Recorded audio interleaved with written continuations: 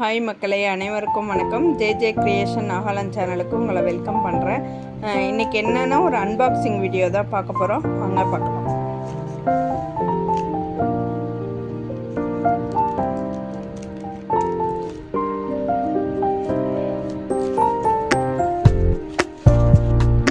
இது என்னன்னு பார்த்தீங்கன்னா எரேசபிள் பென் தான் வாங்கியிருக்கோம். அதுதான் இப்போ ஓப்பன் பண்ணோம். பென் ஓப்பன் பண்ணி எப்படி எழுதுது, அது எரேஸ் எப்படி பண்ணுதுன்னு பார்ப்போம்.